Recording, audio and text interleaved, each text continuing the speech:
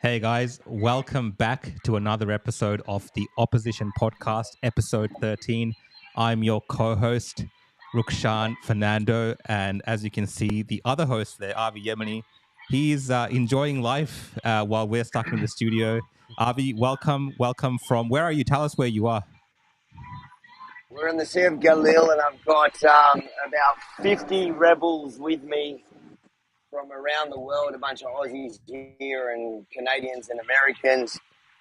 But enjoy your rain, Rukshan, while I'm not there. So I might pull out a little bit. My reception's not great. You might have to use that loud, boisterous voice of yours, Avi, because we're having a few technical issues with the internet there from Israel, right? That's where you are in Israel, if no one can hear you. And how long have you been there? What are you doing down there? So we're touring the north of Israel. Can you hear me? Yeah, we can hear you. Yeah, so now we're touring the north of Israel. We just came from Tel Aviv this morning, and for those that have been watching, I did a report in Tel Aviv yesterday, but now it's this is the tough life. This is a tough life hanging out with fellow rebels. Something that this is the only trip you didn't follow me on, and I think you should regret, Rukshan. Look at this. We'll get to this later, but I heard Israel might be kicking out immigrants, so that I was a bit careful not to come there in case they sent me back. Especially ones that look like you. Anyways, we'll get into it. Who's our guest today? Well, our guest today, special guest from. Well, I got two guests actually. Before I get to the guest, we actually have an intruder from the Australian Federal Parliament who doesn't seem to do any other work besides come on podcast. Is that fair characterization of our co-host today while Avi's not here? Senator Babet, welcome to the show. G'day everyone. G'day Avi, Rukshan. Good to be here. I just got off the plane literally half an hour or 45 minutes ago, something like that. Yeah. Tullamarine Airport from Canberra, straight to Tullamarine, straight to the Opposition Podcast studios. Glad to be here. Excited to be occupying Israeli territory for the day. That's what I'm doing right now. But just for today, because I don't think Avi's going to let me sit in this chair for an extended period of time. So I'm going to enjoy it while I can. We've been working on that joke for a while. Anyway, without further ado, I want to introduce our guest today, all the way from New Zealand, joining us, Dirty SESH. Mate, how's it going, mate? Thanks for coming on. Oh, thank you for the invite, mate. No, good to have you on, man. So, for those of you who don't know, SESH is actually a rapper, a comedian, a content creator, and somewhat of a political satirist. He does it all. He does it all. He's very talented compared to the rest of us. But for SESH, for those of you who don't know, can you just introduce yourself and tell us a little bit about your background and what have you been up to recently? Yep. So I'm SESH. I'm from New Zealand. I started off as a rapper, signed to major labels, etc., like that. And in the last year and a half to 2 years, I have been making content.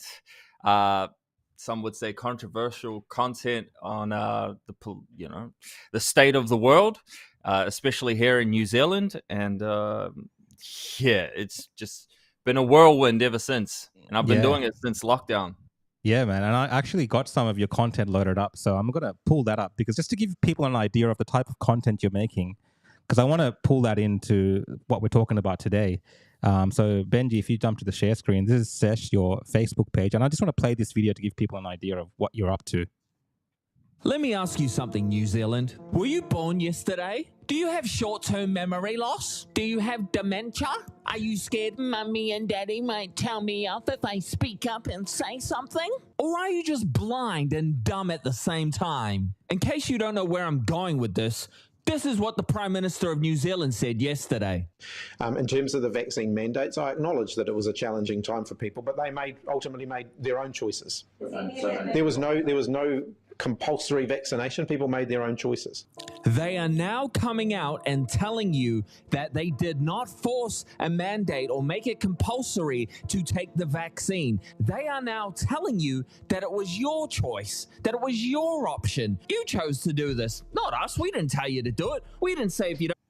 Yeah, I'll pause it there. But Sesh, that kind of, it's different to what Avi and myself do. Obviously, we talk about politics and we do these podcasts and we kind of very dry.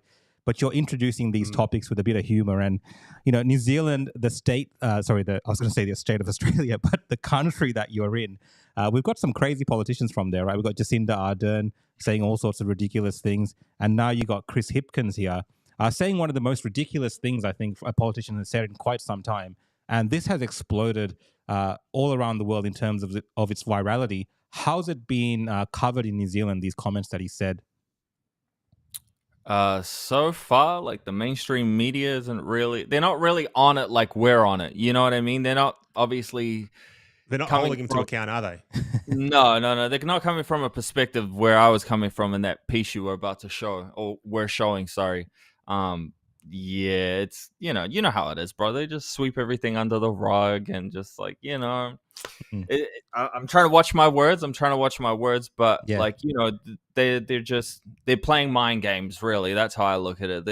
They're trying to back out of something that they did say, but because they didn't say a particular word. Yeah. Well, I didn't say that. Do you think the average person in New Zealand is buying what they're selling?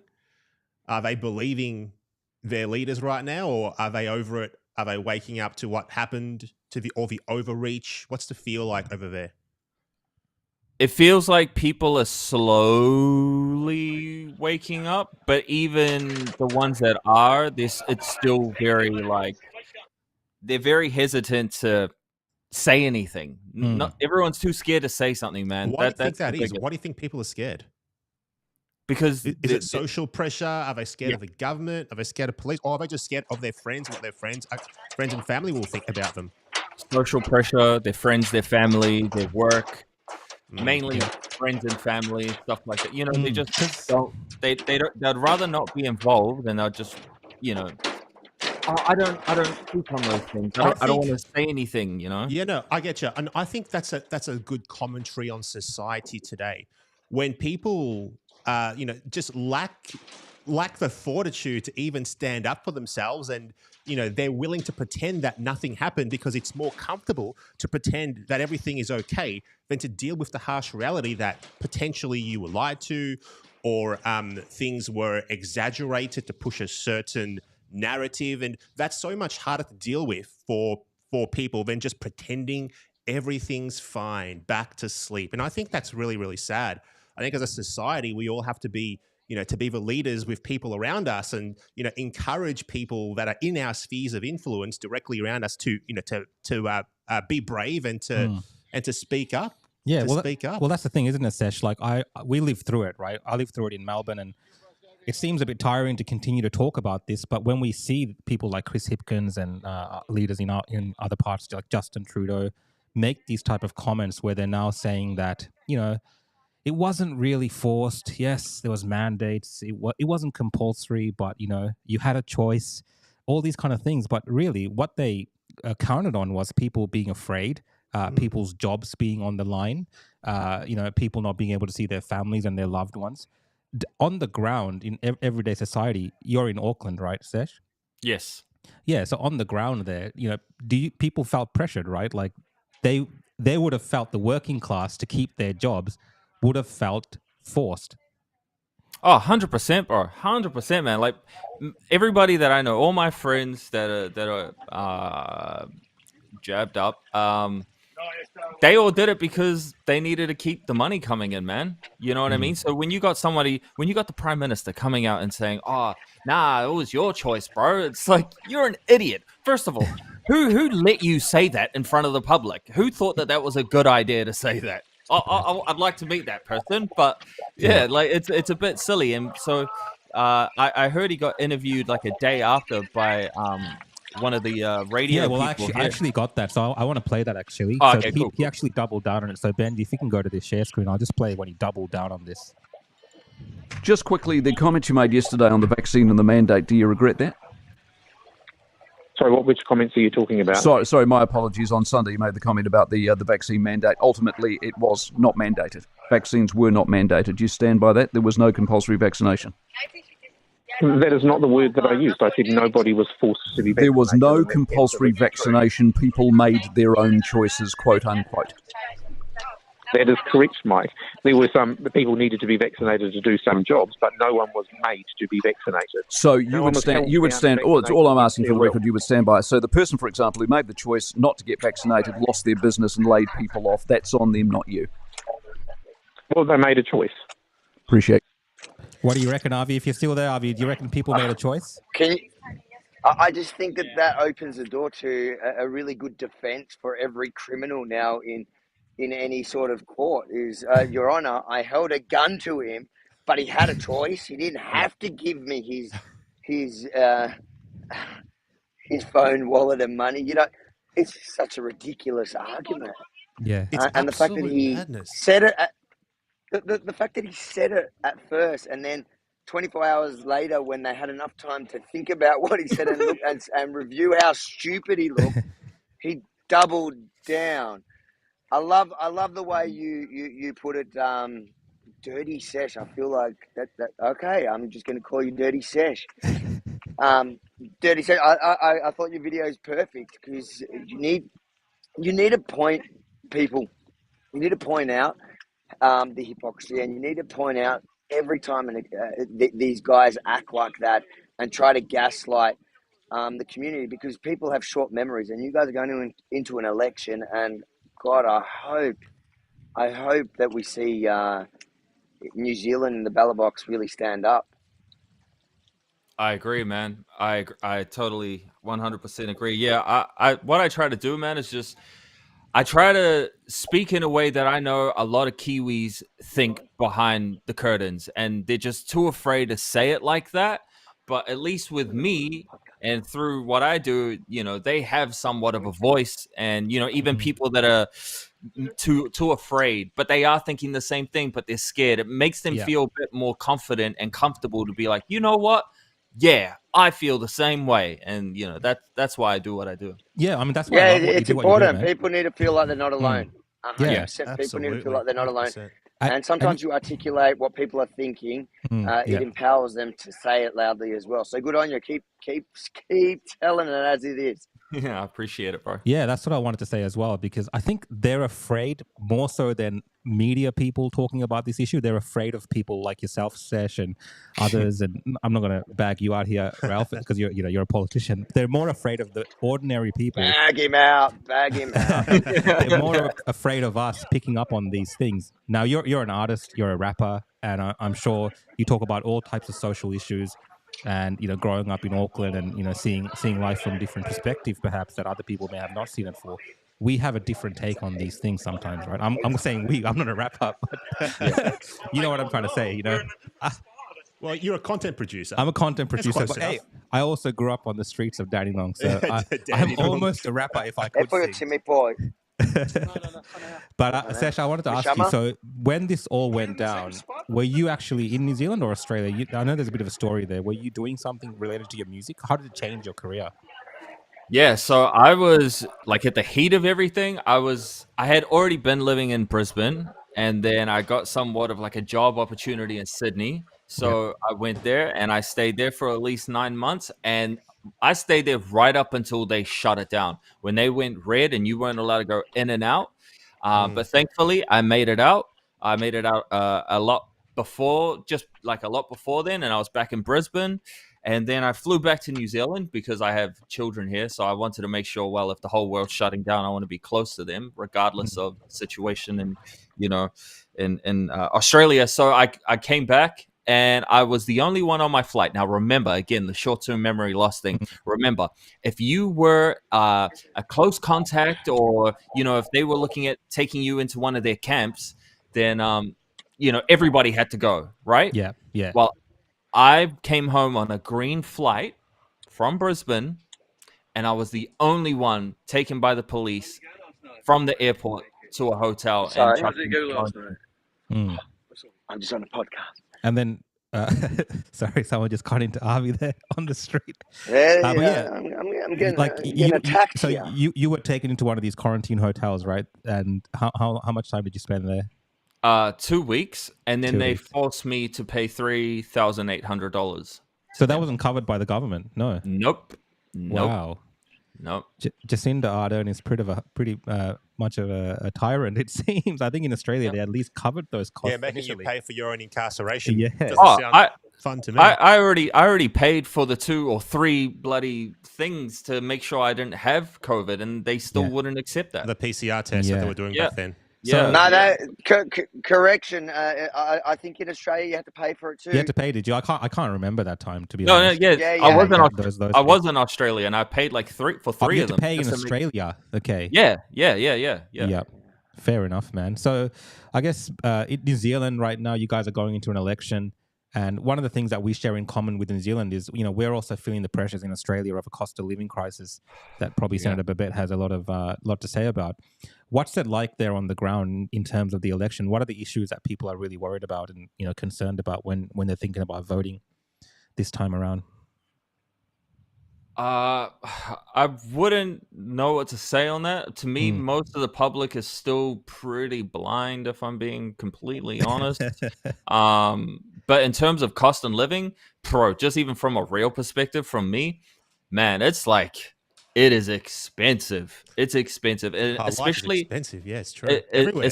Especially if you're trying to eat healthy. I mean, if you just want to get cancer real quick, then sure, go get the things that are on sale for $1, $2. But if you're actually trying to have a healthy lifestyle, it's costing a bit. Well, cost of living is a big deal in Australia as well. I think it's the number one issue facing our country at the moment, as far as I'm concerned. I mean, people are literally struggling at the moment to pay their mortgages. I mean, the average mortgage, I think I checked the data a few weeks ago, was about $1,200 more per month than what it was not too long ago.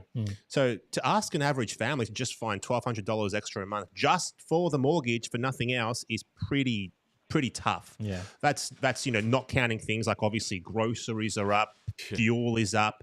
And let's not forget the dodgy real estate agents that real estate agents. Well, on that, Avi, you're in Israel. What's it like in Israel? Cost of living. What's the pressures in that country at the moment? Is it? Are they suffering like we are here, or is it all good in the land of milk and honey?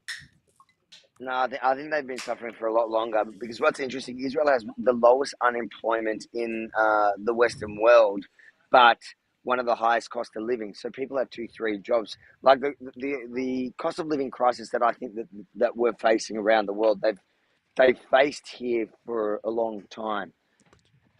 In that idea that just to get ahead is impossible. Nobody's really saving. Everybody's living paycheck to paycheck and barely so, 2-3 jobs. So yeah, I think the whole world is feeling the pain of bad decisions for so many years. Yeah. Well, in New Zealand, at least, in a couple of weeks, you'll get a chance to change things around. So any predictions, Sesh, or you're not really one to give predictions on what's going to happen? What, in terms of who's going to win and lose? Who's going to win? Yeah, what do you think? So a lot of them are saying that National Act NZ is up in the polls, it looks like. Well, I'm not surprised, especially after what's-his-name's statements. But I would say the feeling is that the shift, the tide is shifting in terms of we were predominantly it's all about labor, you know what I mean? But because of recent events, it's now, if you want to know the truth, man, it's either going to be blue or red, isn't it? So Spot on. It's this is a huge problem. I think the big problem is that people, they obviously become disenfranchised, unhappy with Party A, and then they go away, they get mad, and then they go and vote for Party B.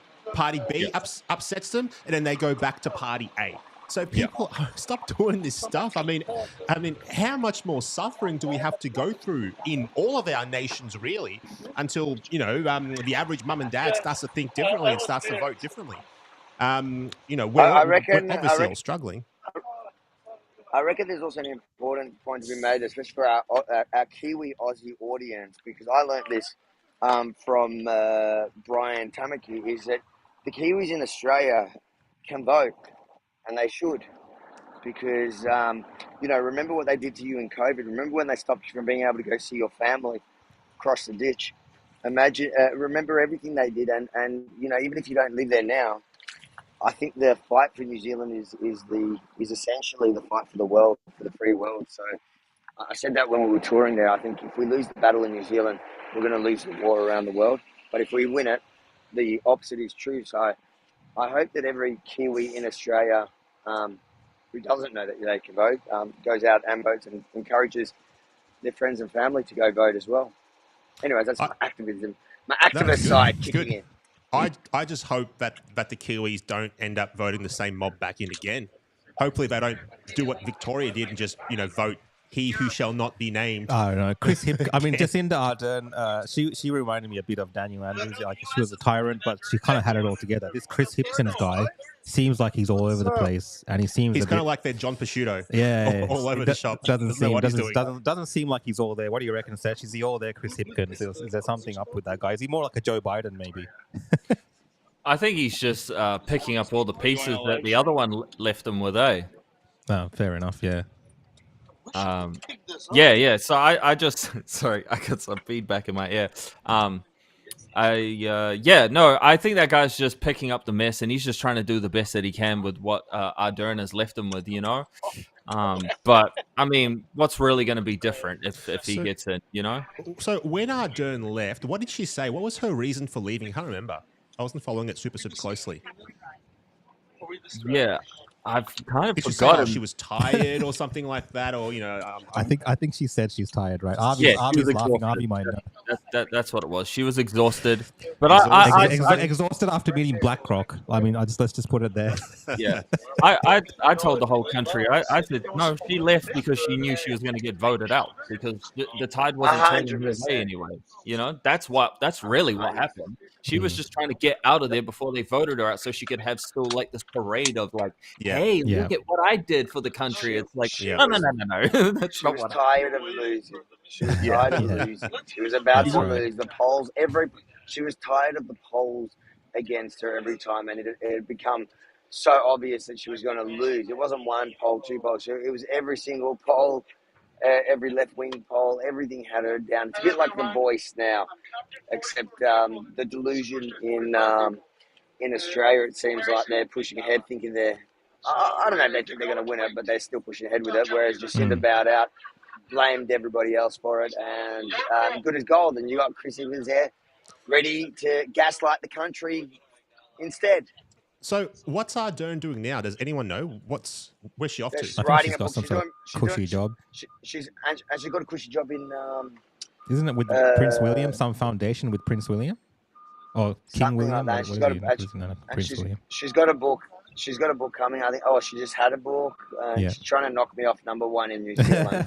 You had to throw the book in Rebel there. from the start. Yeah. As a person of colour, I think it's kind of... Oh, there we go. We've got the book. We've got the book here. Even when he's not here, his book is still here. I thought one of the good things about Avi not being here, I thought we don't have to talk about him. We don't have to talk about his book. But he's a very loyal compatriot in Benji said, we have to make sure the book is here. So Benji is ensuring that he gets his paycheck from Rebel and from Avi, and he has ensured the book's there. Job. So if you guys still want to read the book, apparently it's a #1 bestseller. I'm not sure, but you can check it out from rebelfromthestart.com. That's where the book is. And fortunately, the people of Israel get to do the book tour now. Yeah, we You did. didn't- Last night we were in Tel Aviv and we did a book tour there. It was fun. And I met some guy in the market singing anti-lockdown songs. I put it on Instagram. It was great. And then I invited him to the book tour to perform for us. He did it. And we're actually going to probably do another one in Jerusalem on the weekend. So anyone from Israel watching this, Jerusalem will do Saturday night. Perfect. So how long are you in Israel for, Avi? Less than a week. I'm back. Is that it? Yeah. Jewish New But- Year's is next weekend. Yeah, But you went to Israel Rebel during vacation. Israel and Dubai. during an interesting What is time. that? You went to Israel. You went to Israel during an interesting time because it did hit a bit of the news for a different reason that we wouldn't normally expect for it to be in the news, and that was some type of violence between two immigrant groups. I'm just going to play the video in the background. If you could just tell us a little bit about what's happening there. Yeah. It was interesting because I had no idea about this, but there's an area in Israel in Tel Aviv which is full of asylum seekers, and they're all different asylum seekers from African nations. And what happened was, as you can see on the footage there, were two groups of Eritrean refugees or claiming asylum in Israel. They clash. Now you can see that group has red shirts, the other side have blue.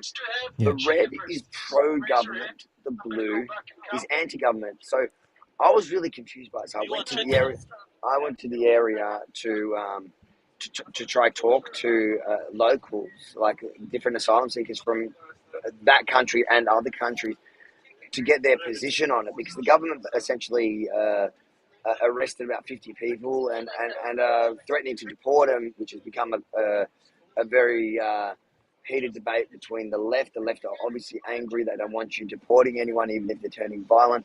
And the right is saying, well, we'll deport them otherwise. There's a right-wing politician here who's saying, well, if you don't want us to deport them there, we'll deport them to your neighbourhood and see how you go then. Which is quite funny. But the funny thing, though, was when I went out and spoke to all the asylum seekers, they're like, oh, yeah, most of them were saying deport them. We don't want them here. They're not respecting the law. But the bigger question is, especially the ones in red tops, which confused me, is if you're an asylum seeker, because you say the government's so bad that you have to run to get protection from Israel or whatever country, because this same protest was happening in Canada and around Europe. And if that's the case, then and you like the government, why didn't you go back to where the government you like so much? So it was a very interesting, eye-opening experience that I had there yesterday, and it was crazy because just the timing. Those videos went viral over the weekend on that exact corner that you see me asking the questions. Yeah, no, very interesting. First-hand reporting. So you're always, even on the book tour, you end up doing some, independent journalism or work. So good on you for working. Why not? Why They're not? doing options for lunch, and I don't know what I'm going to end up being fed. No, I don't want pastrami. No, What is look. that? Chicken. I want chicken. Harvey's getting chicken. I know it's a chicken. Yeah, I'm getting chicken. I want pastrami. Pastrami is it's what you Sri Lankans might want to eat, but not us. What is pastrami? Some sort of It's like a Italian salami. type thing. salami. Yeah. Well, anyway, Avi, I think we might let you go eat your food. We might. You've been waiting for this moment. Yeah, we want kick to off drop Avi from the show. Look, Avi's days are numbered for the Opposition podcast. I'm just going to take over, Avi. It's all good, right. mate. Just stay there. Guys, you keep staying brave there when I'm on the other side of the world. Love you both. Thanks for holding down the fort. You got 2 weeks next weekend as well. I'll be on a flight during things. So thanks, Rukshan, for taking it. Thanks to all the viewers and those on Rumble that we're not seeing here. And if they're all bad comments about me, Rukshan, please make sure to bring them up on screen. Love you. Thanks, mate. See you, mate. Thanks, 30, for joining. It's all good, man. All right, guys, just give us a second. We're just gonna get rid of Avi It was good of Avi to join when he's out there in the Oh no, definitely. on like a boat somewhere, on a yacht. we weren't really sure how this was going to go. So if you're watching, obviously we've always had little technical issues when doing this, but luckily, interestingly, when Avi's not here, It works a lot smoother. it works a lot smoother. So Not as many issues. By the way, has anyone out there in internet land, in comment land, noticed my cup. No one's noticed my cup. What's your cup? This is my cup. It's my Trump cup. Trump cup. There you My go. Trump cup. There you go. Well, it's actually Rukshan's Trump cup that I've commandeered. I've commandeered Rukshan's Trump cup. Perfect. So I think it looks great. It's funny. All right, guys. So Got to support the Donald, right? that's it. We're going to get to the Donald a bit later on, guys. So look, let's go. Without Avi here, I'm going to host the show now, guys. So next news story that I wanted to cover was, if you've been watching the news, especially what's coming out of America, Sesh, you might be seeing this as well. They're talking about these mask mandates returning for some settings. They're talking about certain types of restrictions now. I don't want to get into too much detail around this, but Benji, if you chuck onto the share screen, I just want to play the press secretary here. Comments around what Joe Biden now doing social distancing and masking. Now, this is only for himself because his wife, Jill Biden, tested positive. But let's just play this video and see what she says. Biden tested negative last night for COVID-19 and tested negative again today. He's not experiencing any symptoms. As far as the steps he is taking, since the president was with the First Lady yesterday, he will be masking while indoors and around people in alignment with CDC guidance. And as has been the practice in the past, the president will remove his mask when sufficiently distanced from others indoors and while outside as well. All right, President Biden tested negative last night. That's not it. I got to go to the View. So one of the things that we saw during, especially during the height of COVID, was all the preaching from celebrities. Well, maybe some of these theatrics have started up again. All the virtue signaling. All the virtue signaling. And this is a hilarious clip of Whoopi Goldberg on the View, and this is a very work show. Before we play this clip, yeah. If you watch The View, you're guaranteed to lose brain cells. Yeah. I'm just going to say now, I'm about to lose 3% of my brain power after this clip is done. But you can watch The View to laugh at it. You can watch these little clips. I would never watch The View, but let's have a look at Whoopi Goldberg calling into The View. All right, check this out. So Whoopi is still under the thing, the COVID weather. Yes, this is her third bout, I believe, with it. But, people write, well, she got the vaccination. How come she still gets it? Because she's not dead. She's just a little bit under the weather. Right. Okay? If you don't get it and you get the disease, you might die. Yeah. So that's people out there. They keep writing that on Twitter. They don't get it. She's got it, and she's you know what I mean? And she's been vaccinated. And before we had the vaccines, people did die. A lot of them. Millions and millions. This type of irrational talk drives me nuts. But anyway, she sent in a little video for us. Oh. Here she is. Hey, in spite of everything you've heard. let me oh, my God. What is this? What am I watching? Hey, Sesh, oh, goodness. Sesh, bro, why is she wearing the mask by herself? On Zoom. She's wearing the mask on Zoom. Still, why? What is going on here, man? I am not, what am I looking at? I know. There's only one way to deal with these people. You just have to laugh at them. You have to laugh at them. Point at them, laugh at them. If you see someone in the street doing that tomorrow, just laugh at them. No, look, in public, maybe if they're worried about, Not even in public. No. I'm not going to fly with that one. Studies are, either or, and there's different opinions on this, and people say different things. But let's keep listening to Whoopi. This is a big pharma shill over here. Let's say what Whoopi says. Let me just make sure you all know that it's actually me. See, it's me. I am not. She took it off. So if you took it off, why are you wearing it? Exactly. This is what I mean, Sesh. This is the same theatrics that we've seen throughout the last few years, but they're actually doing this again. This is just one example that I'm showing the public. But on American television, this is kind of happening again, and it's really kind of weird. It's a bit of deja vu.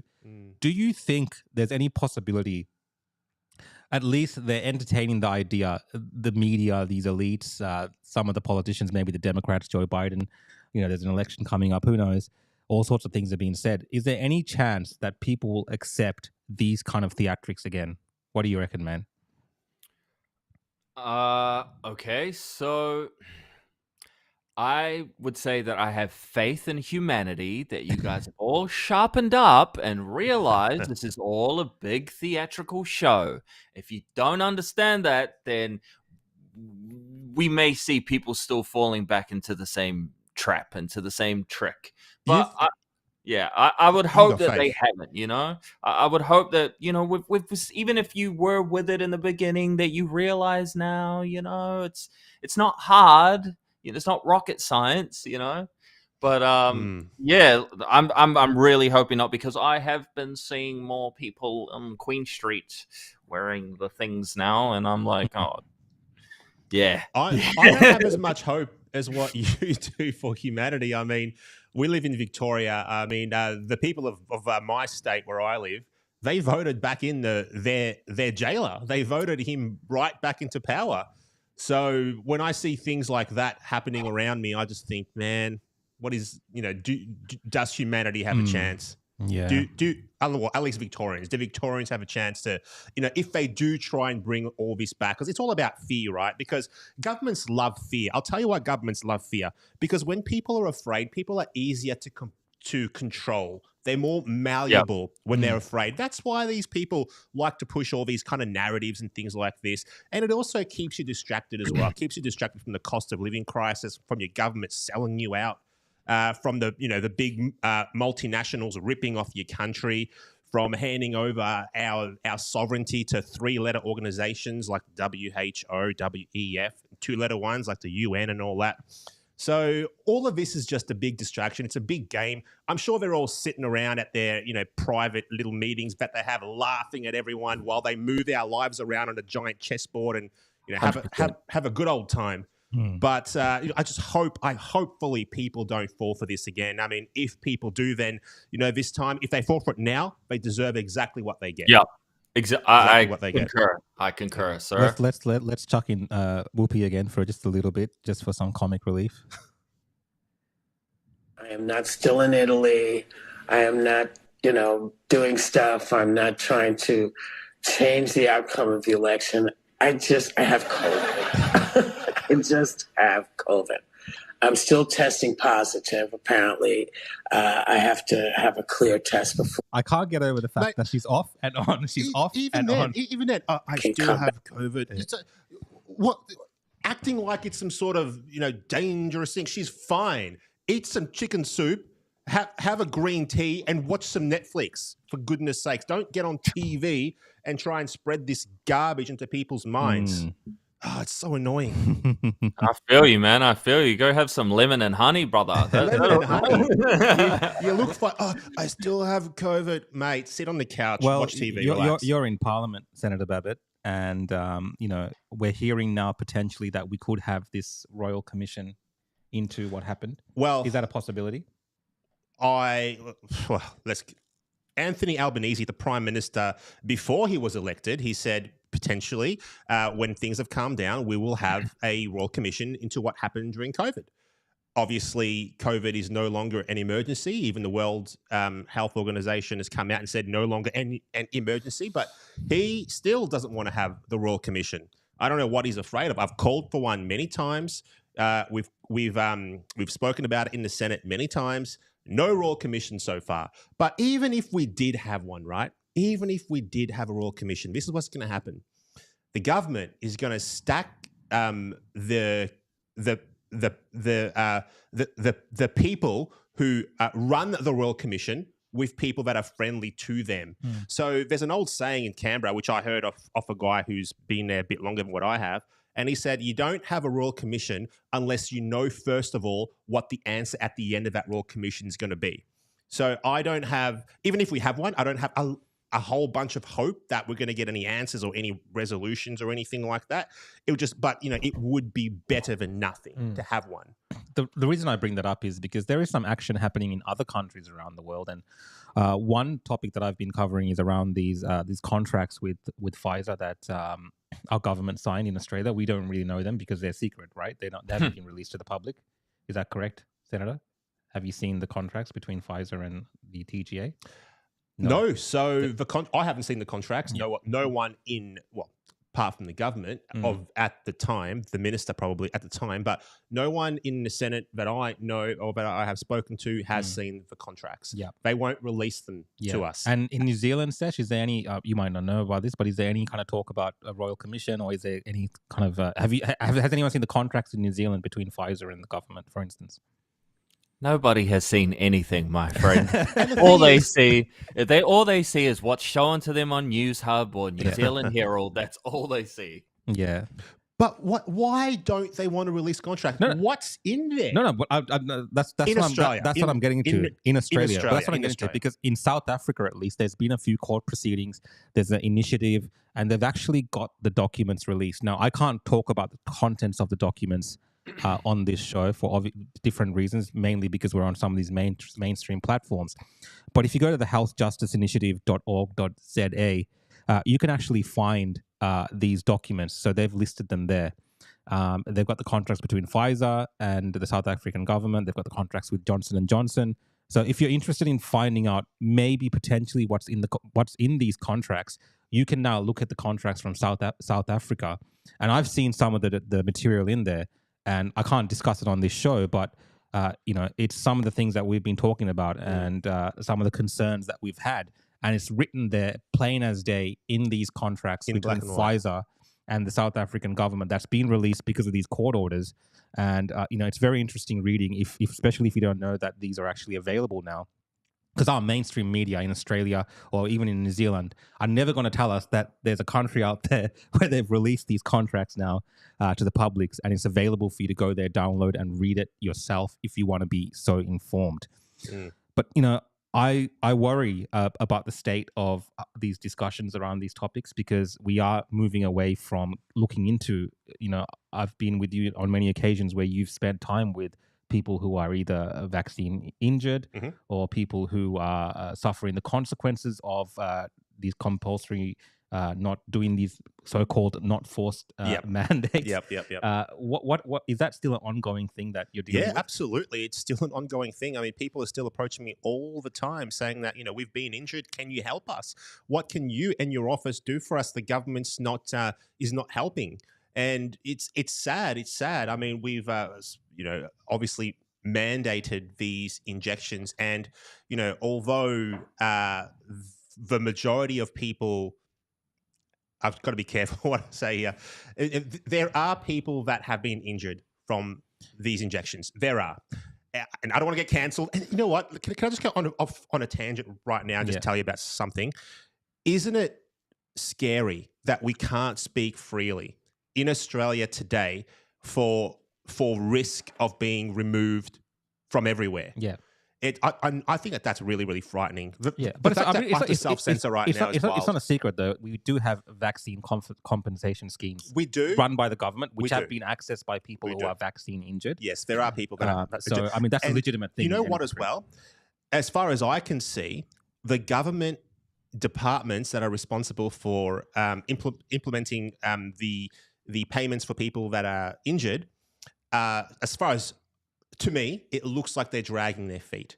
They're dragging their feet on paying people out, because from my perspective, it looks like they're hoping people will just drop off the system and stop going through the process and just give up, because then the numbers look better at the end. Then there's not as many people that are vaccine injured and have been paid compensation. It's less because they've just given up on the process. That's what seems to me like what's happening at the moment. No, you were saying, oh yeah, but they have there's places where these injured people can go to be compensated.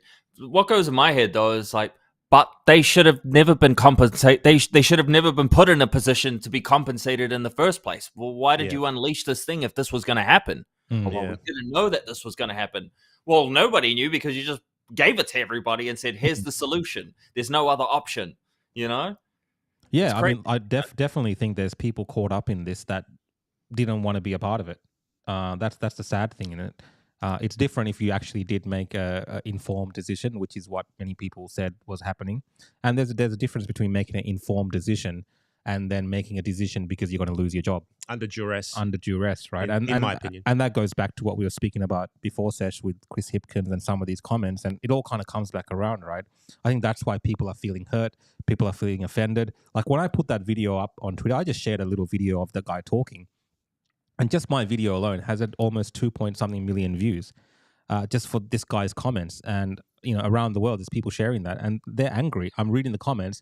People are pissed off. Like, let's not beat around the bush. People are very openly angry now about what's being said. It's no one's apologized to anyone. No one's come out and said, "Hey guys, we might have stuffed up here in terms of the way that we made you do things." It's almost like, "Hey, it's your own fault." And, and I think that's the rudest part of it. There's no accountability. There's no I'm not saying that anybody would think different if they came out and were like, "Oh yeah, well, sorry guys, I think we took a misstep here." It's just like, nah, it's your fault, it's your problem. Next question. It's just like, how rude, bro.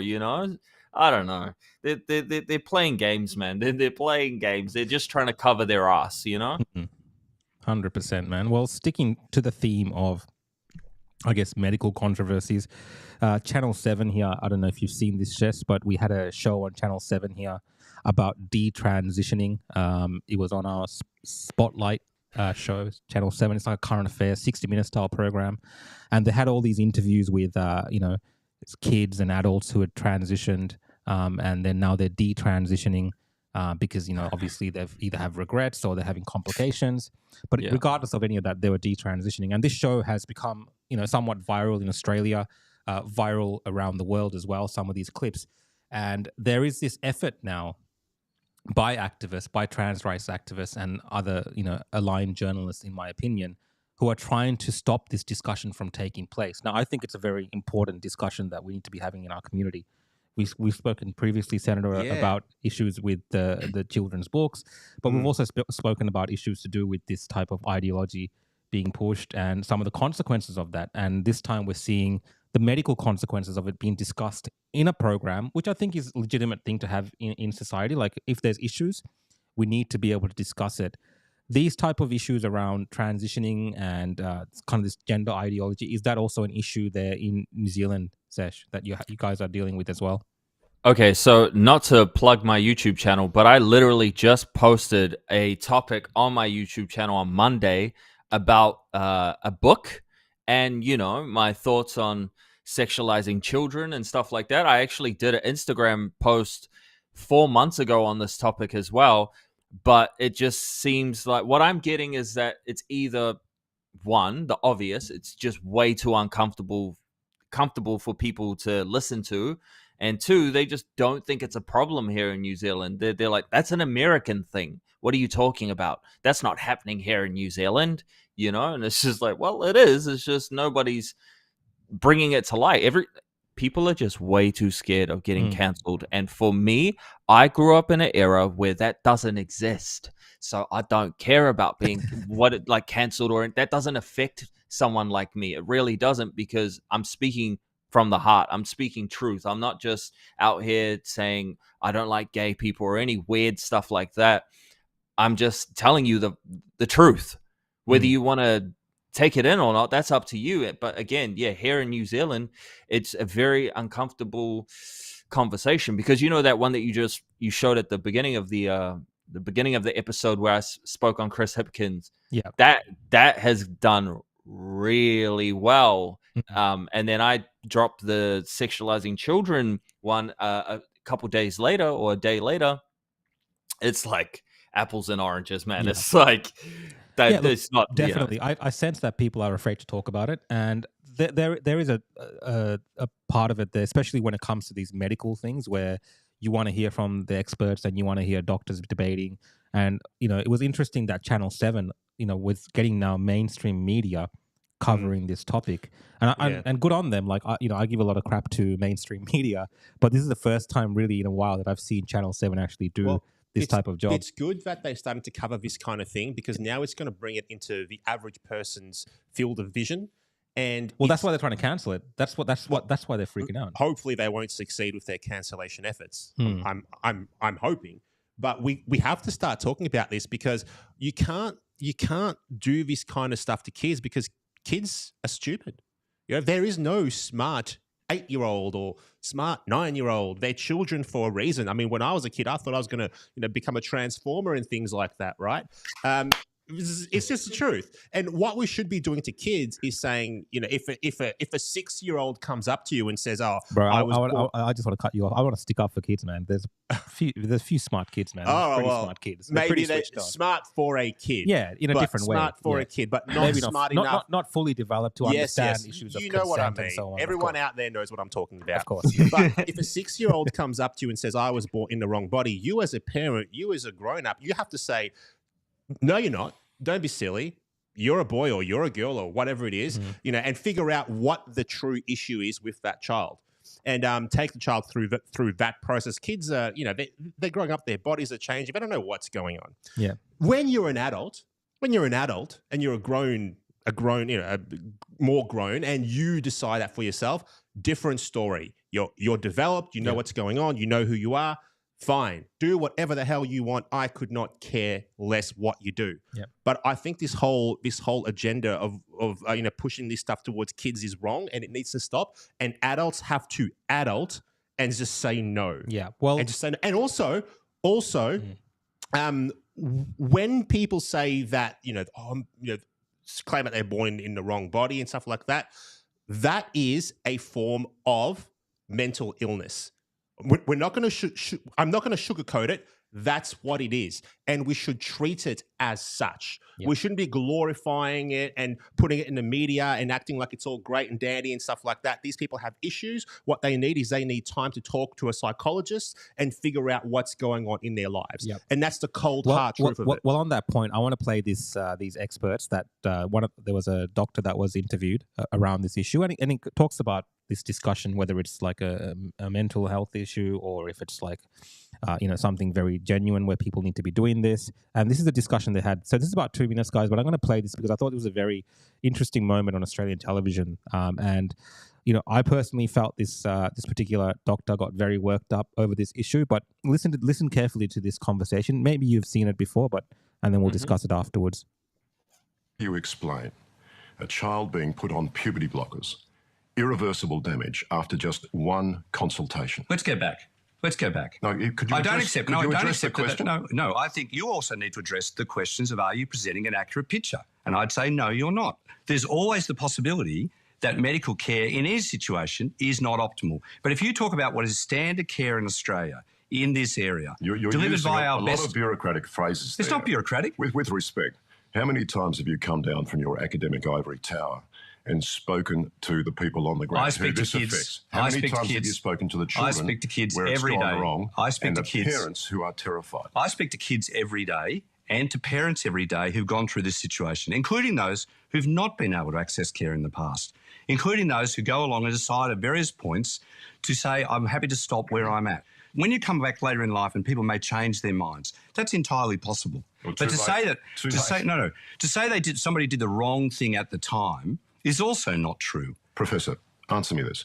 You're happy to see a 15-year-old girl go and have a double mastectomy, are you? No, not necessarily. And as is the case in Australia, again, the case in Australia about kids at certain ages moving from just blocking to actually hormonal treatment to then potentially surgical is taken typically in a very considered way and not at early ages. So at 15 years old, a child who is not legally deemed responsible enough to drive a car is somehow deemed medically fit enough to decide to mutilate her body surgically.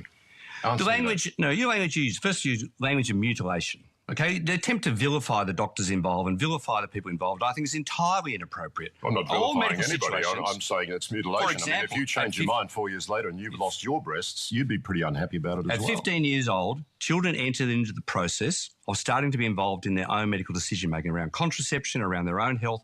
Children get involved at 15, having to make decisions about all sorts of surgical procedures and other areas affecting their health. You try to make fun of the academic thing. It's I true. don't think it's funny. You've already tried. I think the casualties involved in this are incredibly sad. So yeah, I mean, very dramatic stuff. I haven't really seen that on television here before, and those are very kind of serious questions that was put to that doctor or academic, and you saw how defensive he was. He pretty defensive, and this is really around. The reason that I'm finding it interesting they're trying to cancel this show is because the people that were speaking up in the show were people that had transitioned and now they're detransitioning. and they're sharing their story. And what these medical experts and doctors are talking about, who are defending this, are almost insinuating that it doesn't matter about those people that do that, in the sense of they're not the majority, for instance, in that scenario. So we still need to do that for other people in that position. And there's a couple of comments where people are asking where they can watch this show. So if you look up Channel 7's YouTube, 7 News Spotlight, it's called Detransitioning, the most controversial spotlight this year. So if you just type in detransitioning, you can watch it there. I'm so amazed, Rukshan, that this was even on mainstream television. This is well, I think it's a good thing because it brings attention, but I'm actually quite happy that this is now being talked about. Yeah, it needs to be debated. It needs to be talked about. That's the thing. It needs to be debated, and they're trying to cancel this by saying that they used footage of influencers who are, on TikTok in a public domain talking about their, experience of transitioning. They used that footage without their consent. That's the reason they're trying to get it cancelled. But at the end of the day, these influencers, they're out there, making this content, putting it out there, and it's in the public. They're talking about these issues, and Channel 7 was talking about it in the context of these are the people who are involved in this social contagion. They're the people involved in influencing. I don't think for that reason this kind of show should be cancelled, but I understand why they're trying to get it cancelled, and I think it's because of what you just said, that is coming now into the mainstream living rooms, and people are now seriously looking at this issue in this country. I mean, absolutely. It's an issue that needs to be looked at. It's something that needs to be brought into the light of day. Mums and dads, everyone in between, has to know what's going on out there, and we have to push back against it, because at one level, I'd like to say as well that I think at one level this stuff is homophobic. It's homophobic, because what you could say is, a little girl comes up to you and, says, "Oh, I feel like I'm a boy potentially," and instead of saying, no, you're a girl, go through your life, grow up, and then potentially that person grows up and simply they're just gay. Simply, that's what it is potentially. And instead of letting them grow up and go through their life and figure out who they are, we're going to pump them full of drugs and cut their bits off. That's absolute garbage. I won't stand for it. I'm going to fight against this every step of the way, doing everything I can in the Senate to just simply let kids be kids. Because potentially we've got a whole generation of kids that are just simply could be just gay. That's it. And now we're going to do this to them. I'm just throwing something out there, something to think about. I don't have all the answers, but I'm willing to talk about it. And that's important. For me, man, like I just want to tap back in what you were saying before, because I agree. Like, dude, kids are young, man. They're easily influenced, They don't know anything. They're still trying to figure out if they want to be Batman or Wonder Woman. Yep. When I was little, I wanted to be a Power Ranger. Do I look like a Power Ranger right now? No, I don't, do I? But yeah, I just feel like there's this TikTok climate as well. Like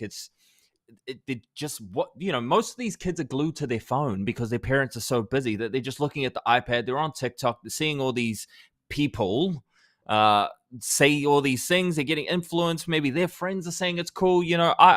My kids came back and told me that they know what furries are. If you don't know what a furry is, it's somebody who identifies as an animal. I just laughed. I had no idea what the hell they were talking about.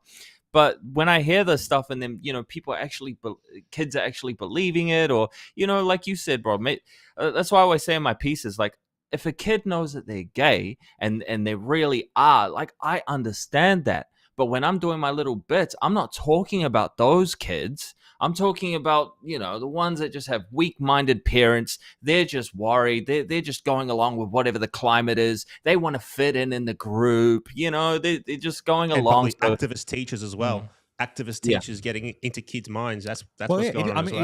It is a social contagion, and we've spoken about this before. I mean, social media has a massive influence on young kids, and we spoke, I think, 2 shows ago about social media in TikTok in China, for instance. It's very different, the content that people are creating there, and we are kind of promoting a different worldview, especially through young children, because TikTok is one of the biggest apps. It's one of the fastest growing. I think it's got the most kind of users and all this kind of stuff in terms of actively being used. And it's our children. It's that next generation who are on there. And at the end of the day, what they kind of the trends that they set today unless we kind of, mold them in the correct directions when it goes too far, it's going to become even more and more normalized. So I think good on Channel 7 for running this episode and just really giving people something to think about, right? This is what it's about when we watch these kind of current affairs shows. This is what it should be about, people actually debating and talking about these ideas and being adults about it without actually just, headstrong, just going down one direction without any type of perspective or pushback. What I would say as well is, the people that are pushing this kind of stuff, they're really in the minority. They're not in the majority at all, but they're very vocal and they're very staunch in what they believe in, and they push for what they care about. And the problem is that your average mum and dad or anyone else is too busy working a job. They're both working. They come home from work. They're sending their kids to school. They're trying to keep a roof over their heads, trying to keep everyone fed in the household. They don't have time to be, becoming activists and pushing these kind of things. That's a big issue as well. And I think, the average mum and dad out there has to stop being so complacent and play more of an active role in their community, and especially in how their kids are raised as well. And, if you're a mum and dad out there watching this broadcast right now, get out to your local school and figure out what they're teaching to your kids. Don't be complacent and just assume that it's all good and it's just like it was when you were a kid, because it's probably not. It's probably very different from what it was when you were a kid. And that brings it's very different. Another thing, I think homeschooling is becoming a lot more popular these days. I'm getting a lot of people contact me about homeschooling, wanting to know more about it and things like that. So that's definitely growing quickly. Definitely some food for thought. I'll keep moving along here. I'll just jump to the next topic. So if you don't know, SESH, in Australia right now, we're discussing the Voice to Parliament. Now, we talk about this topic almost every week, but that's because, like, you guys have your election coming up on October 14th. We have our Voice referendum coming up, and this is around giving advisory body, so-called, and the recognition of Indigenous peoples in our constitution. And of course, over the last couple of weeks, we've seen it become really divisive, especially since the date for the actual referendum was announced. It's really kind of become a very divisive topic in our society. This is probably similar to, I think you guys are having co-governance discussions around that issue. Is there any kind of thing that you can tell Australians about what it's like in New Zealand? And I think your background is Maori. Is that correct? Yes. Yeah. What do you make of all of these kind of co-governance and all these kind of systems? I'd just love to get your perspective. In terms of... So in Australia right now, where our government's talking about bringing in, they're calling it a voice, and this voice is going to be a body that made up exclusively of Aboriginal people, so native people to Australia that were here before anyone else got here. And this body is going to be able to talk directly to the executive government, so directly to the leaders of our nation, and essentially advise them on whatever they like. Really, that's all it is. So you mean you meaning like the leader of all, like, the Indigenous people, and they get that's the no one one voice. knows what it's going to look like. We no idea. I don't want to get fact checked by ABC for this, but we don't actually know. We don't know. They say that they've told us, but honestly, I can't find the details. I don't even know. I'm a senator. I mean, maybe I'm not looking correctly, but I don't actually know the makeup of it, bro. Like, I'm not sure. We don't know exactly what it's going to look like. It is like a race-based style body. I mean, has those kind of conversations obviously happen in New Zealand as well around some of these topics. Do you see that as something that can uplift society in the sense, or do you think we kind of more togetherness, which is what I believe, as a collective, regardless of where we're from, that is kind of how we move forward as a country? What do you reckon on that?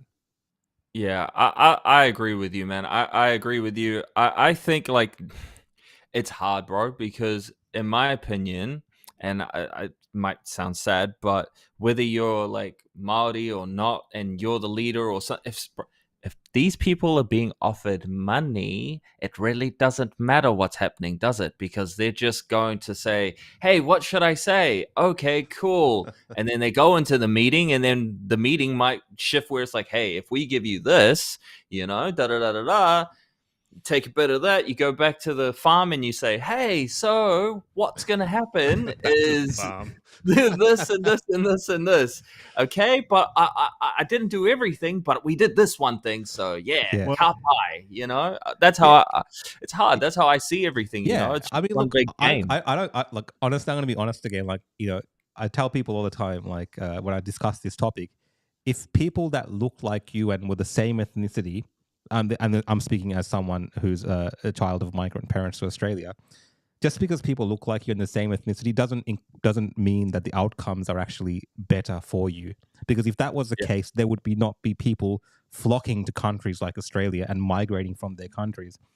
Problems are created by people, regardless of ethnicity, race, whatever. People create problems, and people can also create solutions and fix problems. Of course, we should be listening to people based on their knowledge and background and all these kind of things. That's very vital. And I think the government, you know, the opposition and all this kind of stuff, they talk about having it legislated, and you know, that's an option as well. I'm just saying we can have these type of systems. We can have people's differences taken into account in politics. But I believe the moment that you start separating people, that's apartheid.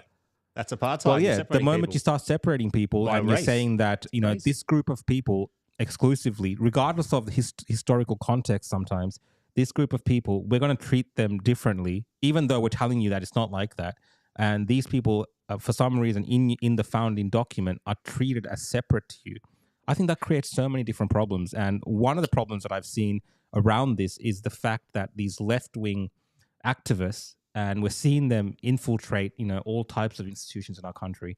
And this particular story that I saw really kind of brought that home for me. So Benji, if you switch to the share screen, these academics, so this is in Charles Darwin University, health academic B. Stately, counseled after telling students to reflect deeply on their career choice if they oppose the voice to Parliament.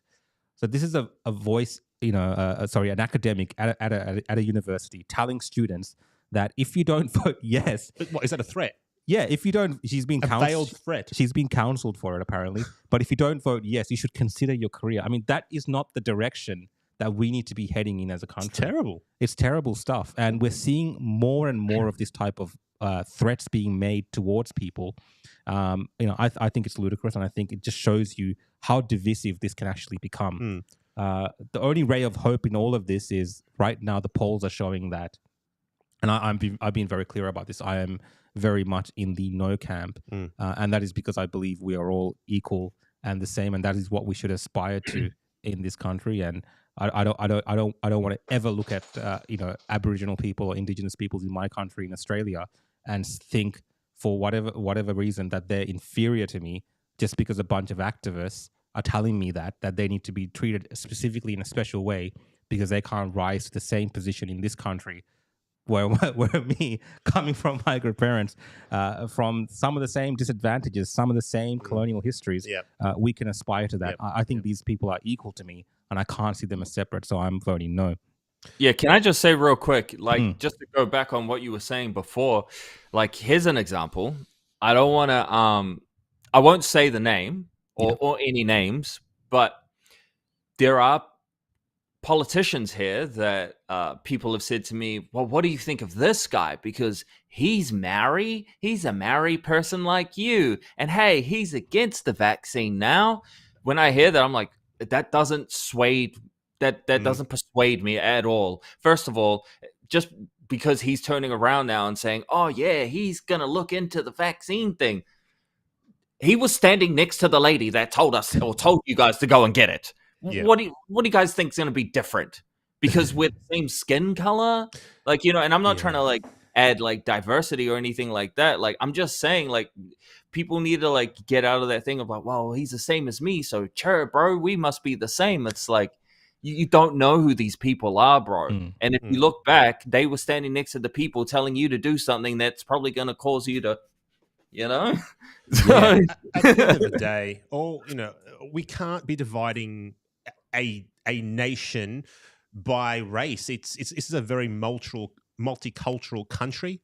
I mean, we're all only green and gold. That's the only color. We're all green and gold, every single one of us. You know, I don't see skin color. I don't really see race. I mean, I just see my fellow Australians. I may not agree with with some of my fellow Australians from time to time about different issues, but at the end of the day, we are all Aussies and we all live in the same place. And you know what? We all already have a voice. It's called an election, and it happens every 3 years. I really don't think that we should be giving extra privileges or rights or representations to Parliament or anything like that based off someone's ethnicity. I think that's wrong. I think we fought very hard against racism for a very, very long time, and we shouldn't be bringing racism back into the national conversation again. We should be rejecting that completely. I absolutely think we can do better when it comes to helping the disadvantaged Aboriginal people, disadvantaged people overall. But I think the way that you help the disadvantaged is you provide more opportunities, you provide education, you provide stable family environments where kids can grow up in a loving home. You take alcohol out of communities that are being ravaged by violence and family violence and things like that. And you put together a system whereby people can actually help themselves.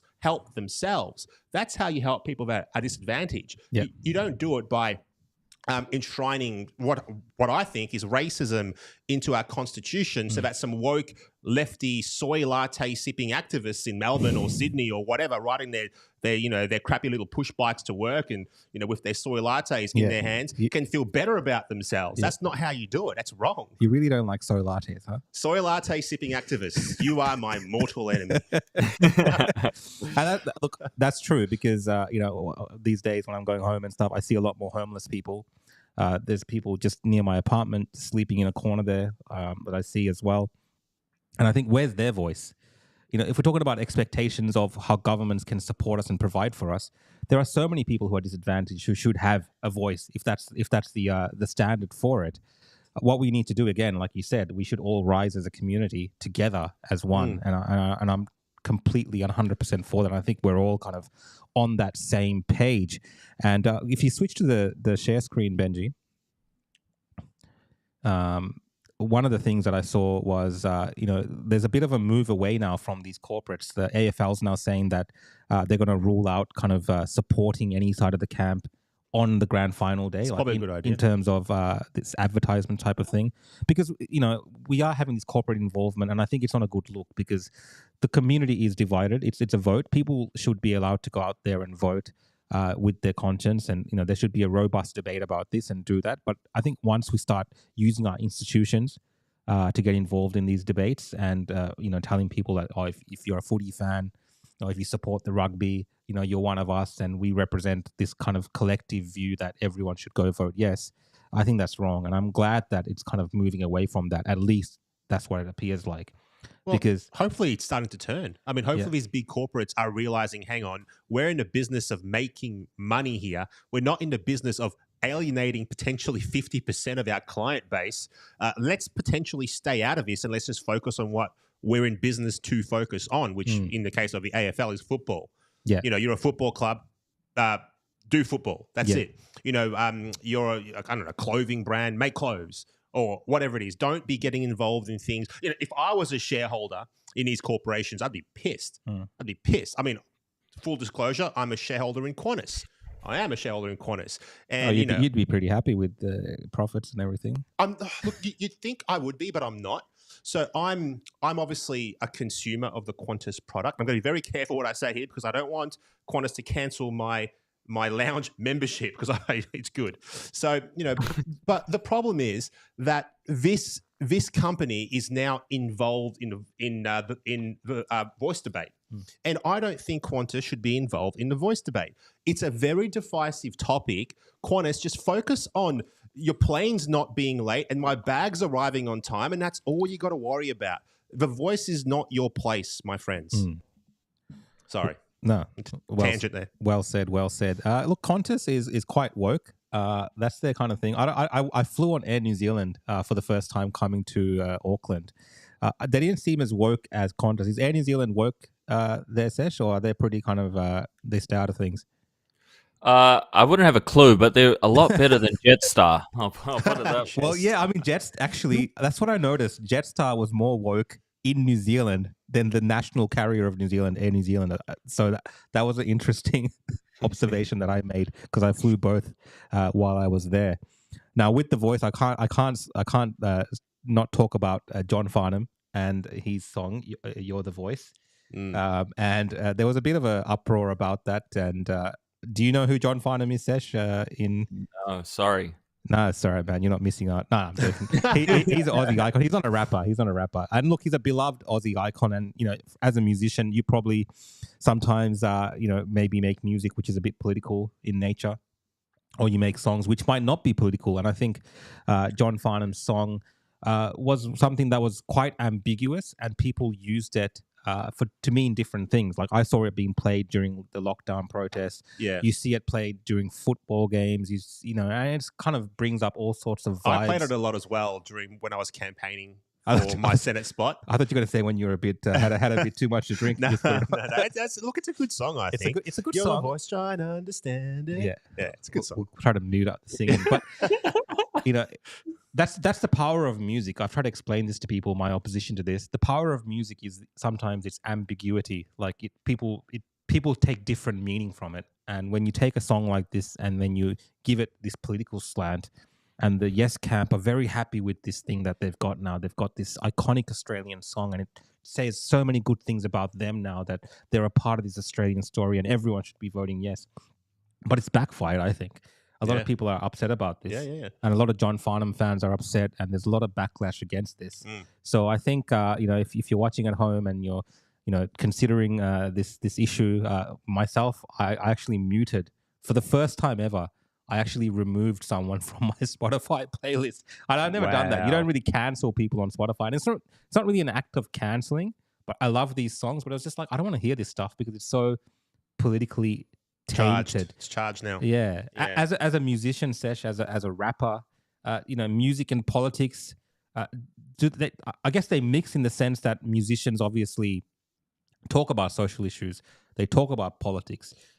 But John Farnham wasn't that kind of musician. He stayed away from it. That's why I'm asking Sesh. Do you think musicians should stay out of politics?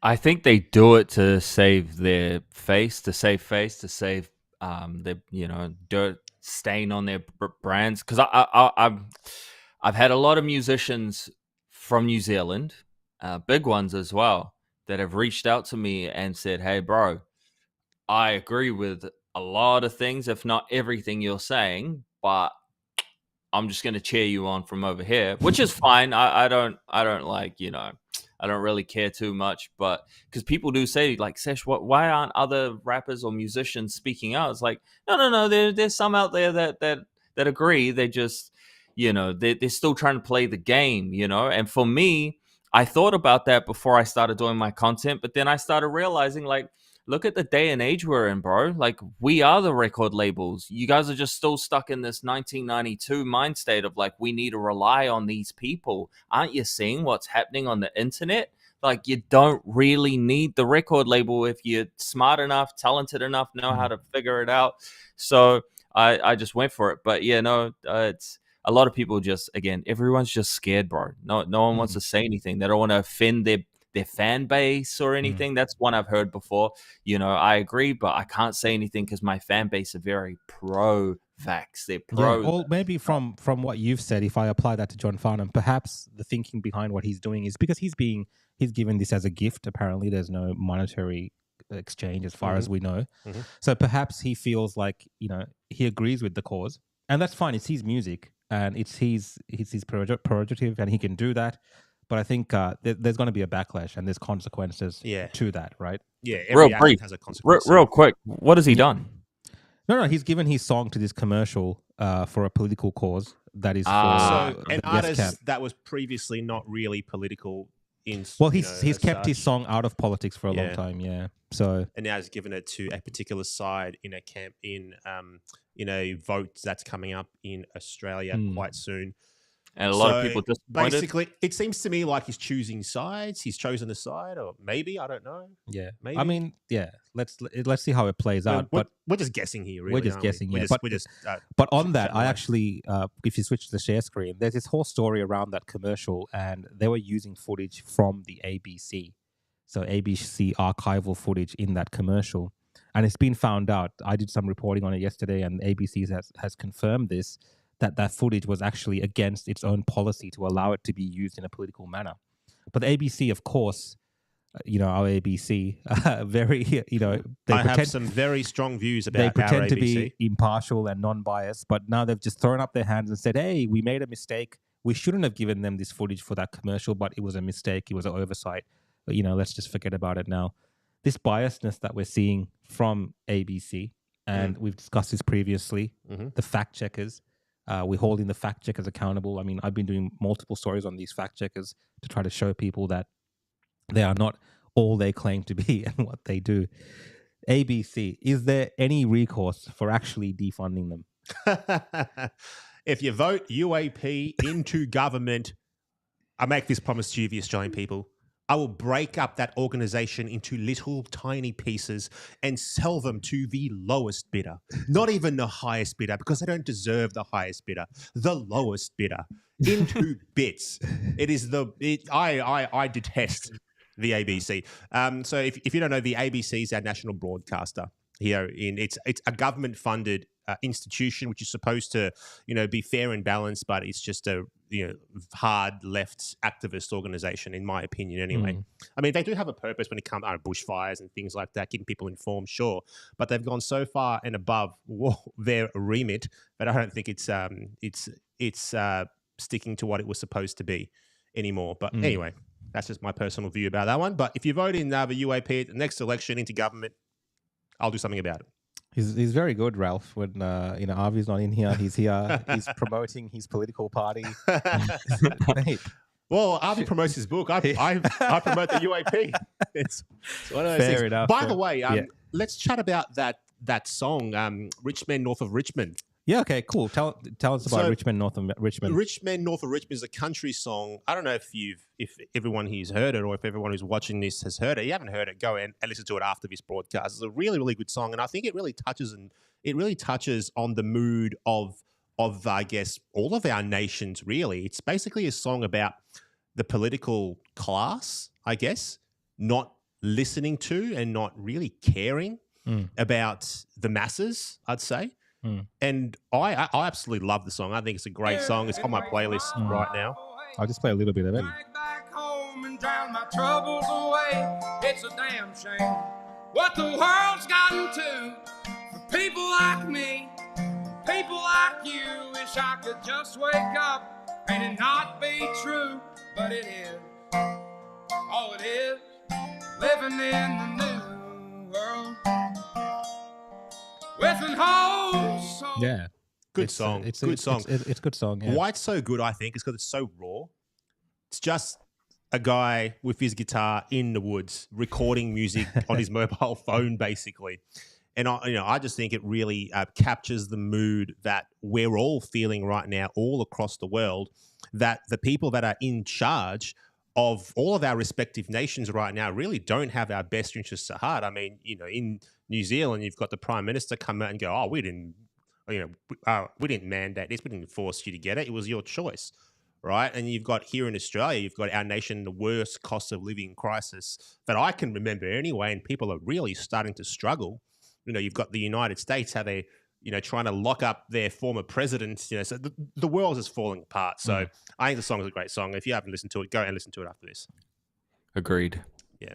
100%. Well, to finish up on, guys, I wanted to just chat about the US politics. One of your favorite topics, if you can show people your Trump mug. That's actually my Trump mug, but it's been hijacked. Every time I come here, I grab this mug and I drink out of it. That's right. I support the Donald. That's right. So by the way, everyone out there, I am a big supporter of President Trump. I'm not going to be shy about that or hide that. I think President Trump is a great leader, and the world was safer when he was in the White House. Hey, be careful what you say, man. They might put a charge against you in Georgia, in Fulton County. Look, You might end up in jail, bro. You might get an indictment just for saying that. Probably would. I mean, you've got Joe Biden in the White House now, so as far as I can tell, if a guy should be in a nursing home, all he does is sniff children. And if you want to fact check me, go ahead, type in Joe Biden sniffing children into Rumble or YouTube. It's exactly what he does. Exactly what he does. Yeah. He is a creepy old man. He doesn't belong as the head of the United States. Yeah. I mean, definitely, if anyone else kind of, I'll just see if I can find that video of Joe Biden sniffing chick kids. But if anyone else, go back, Benji. I'll just find they've removed a lot of these videos of him doing that. Mate, there's plenty of videos. It's on Twitter and stuff. There's a whole compilation of videos. But if anyone else sniffed children the way that Joe Imagine Biden, Rukshan went out there and started sniffing kids. If anyone, what happened to Rukshan? Let's type in Joe Biden sniff children. Let's just type it in. Creepy Joe Biden sniffs kids again. All right, let's see. Oh gosh. No, it's not there. But look. There's a lot of videos. Go and search for it. You know how big tech works. There's a lot of videos out there. These are the ones. These are the videos. If anyone else did this, if Donald Trump, it was as if there was any videos of Donald Trump behaving this way around children, the media would not stop talking about it. Him. They would still be 100%. playing this stuff on repeat. There is a massive difference in the way that the media covers Donald Trump. Love or hate the man, there is a difference. If anyone else, look at this guy. It's just like weird stuff. It's creepy as. I'm not going to say what's happening here, but it's very secret.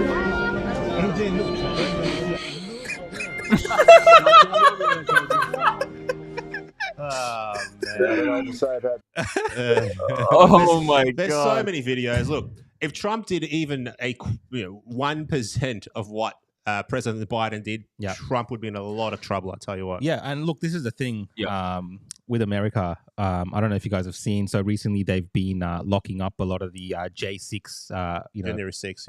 Yeah. January 6th. They're calling them domestic terrorists, pretty much.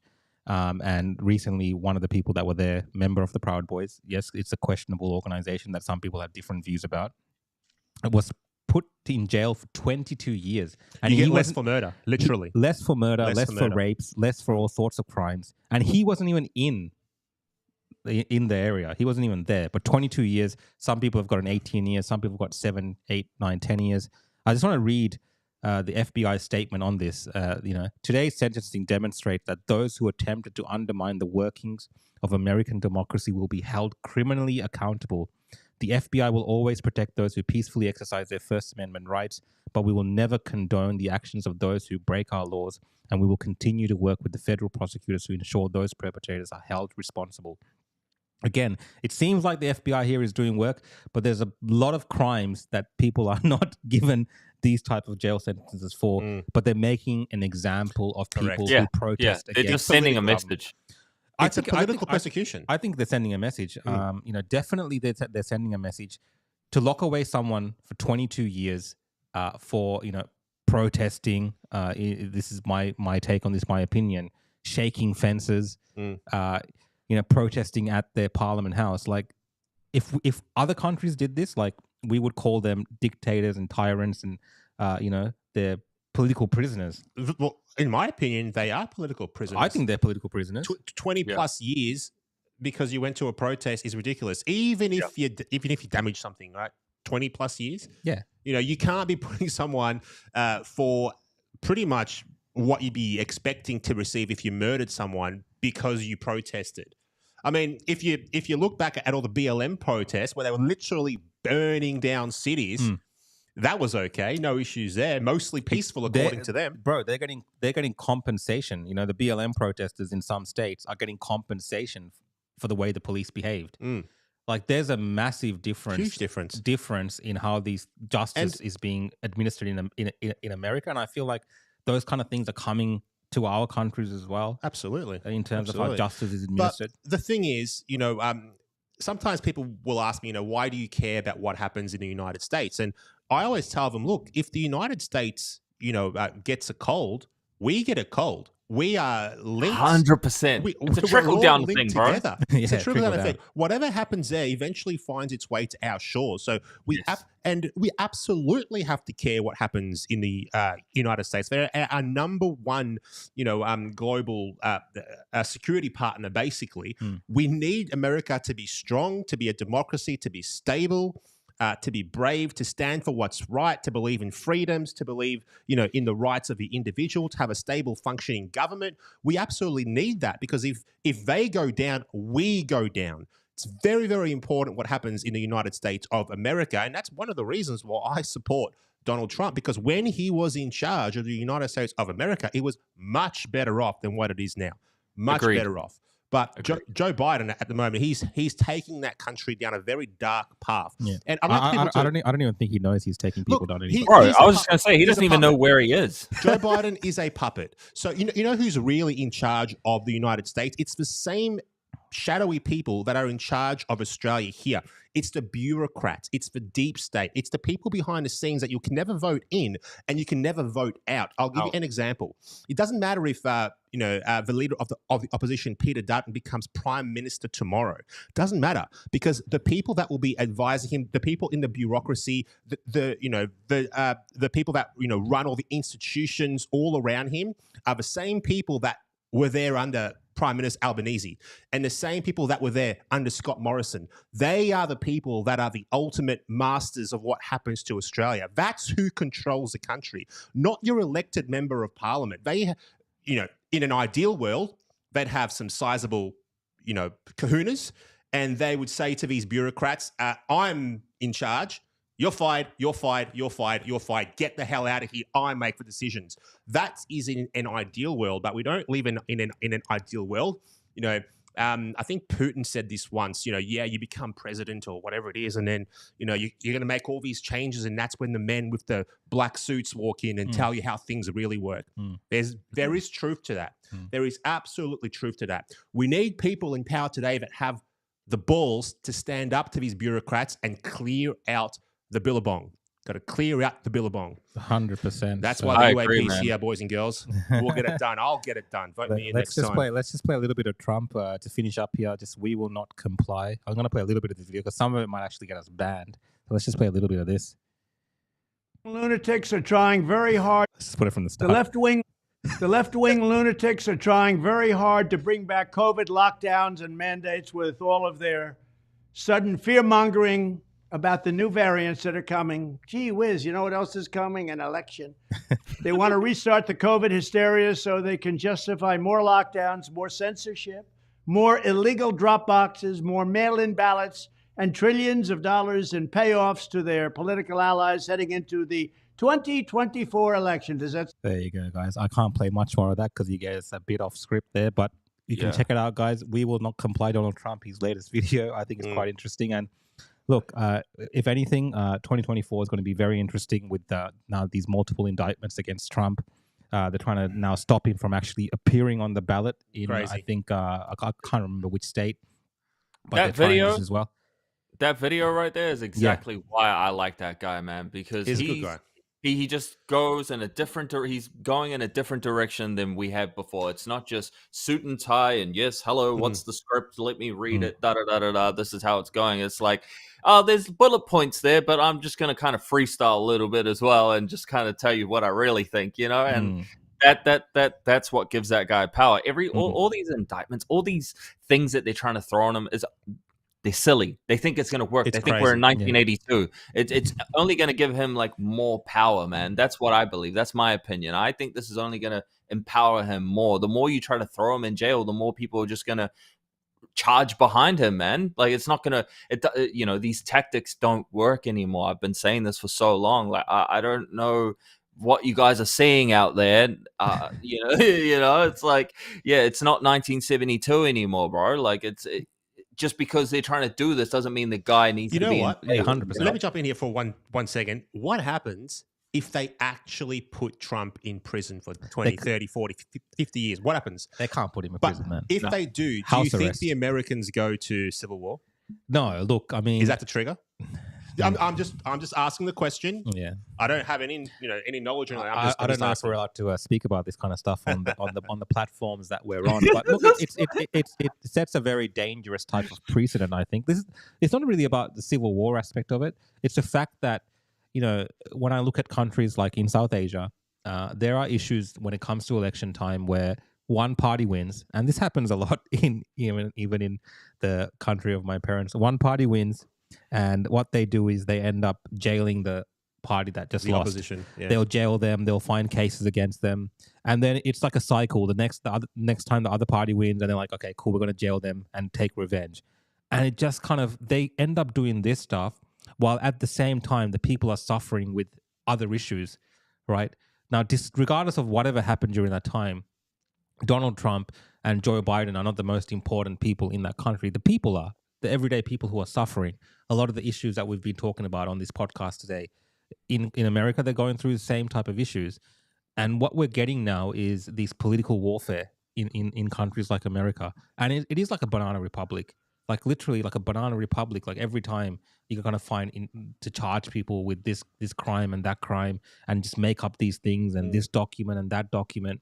It's complete nonsense, but it helps the game that they're playing in terms of keeping our eye off the ball on these issues. Now, of course, granted, Donald Trump's a part of this and he's playing that game, but at the end of the day, the man's got to defend himself. And it's like a massive onslaught.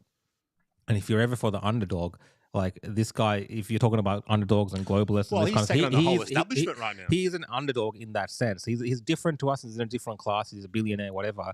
But in that sense of what he's up against, I feel like he's an underdog in that world. And I wish him well, and I hope for the world that the resolutions on what happens in America doesn't lead to things like civil unrest in that nation. We're better off, like you said, when America is stronger. And unfortunately, that's just kind of the way it is, the way that we're tied at the hip to these countries. And if maybe in an ideal world, it might not be like this, but unfortunately, right now, all the issues around the world, we're tied with them in that thing. But look, that's enough on Donald Trump, and we're probably going to wrap up the show here. But Sesh, I just wanted to throw it to you. Is there anything that you would like the people of Australia or anyone watching, just some last words of wisdom coming from Sesh? I guess what I can say is, and this is just my views, all right? These are just my personal opinions. But at the end of the day, if you really look at it, all of this political stuff, or, the election and all that stuff, is just one big beauty pageant. And all we're doing is voting for the prettiest person in our eyes. That's all that's happening. We don't know who these people are. We don't know who controls them. We don't know where half the money comes from. All we get told is whatever they want to tell us. That's what I think. Anyways, and if you want to follow me, I'm on all social media platforms. I haven't been deplatformed yet. Probably not yet. I tell everybody it's all entertainment, guys. This is all just one big entertainment show. But so where can they find you? What platforms are you on? All of them, pretty much. I'm on Facebook, Instagram, Twitter, or X, whatever you want to call it. Not TikTok. Well, I am on TikTok, but they do not like me over there. And I'm also on YouTube now. I'm making it a bit more, I'm editing it so it can fit on more my family-friendly content. On YouTube. No, it's the same thing. I'm self-censoring myself. Yeah, I mean, I when I was considering what videos to play of yours, I had to pause it and watch it carefully because you do drop a lot of expletives, bannable things. No, not bannable things. A lot of F-bombs here and there, but I love it. It's great. I think it's awesome. I just didn't want to play it. If anyone wasn't prepared for it, but there is a lot of certain words in there, but it adds to it. It's great, I reckon, man. I love the work that you're doing, and I think we need more of it. We need the artistic industry to get involved in the sense of creating awareness around certain issues. I think it's important.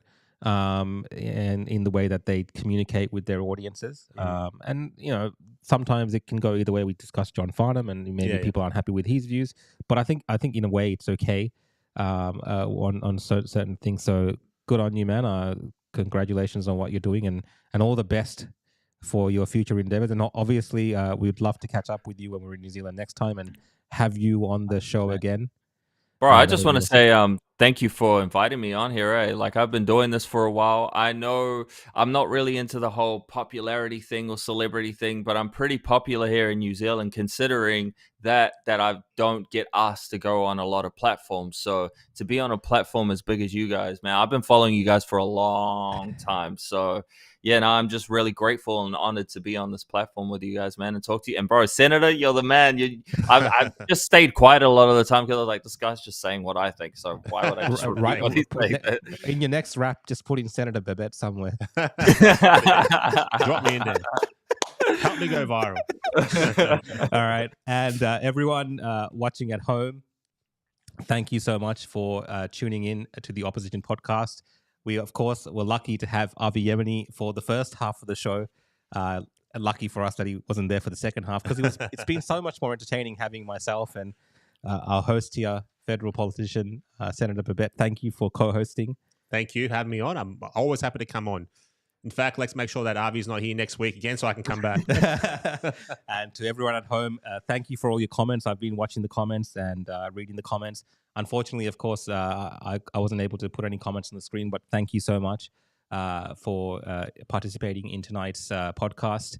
We will be back next week. That's the plan. Avi's still in Israel, so we're not exactly sure how this is going to come together next week as well, but we're looking at a way to have it at the same time. So if anything changes, we'll let you know. But otherwise, guys, we'll see you all next week on Thursday night at 7 p.m. Have a good night. Take care.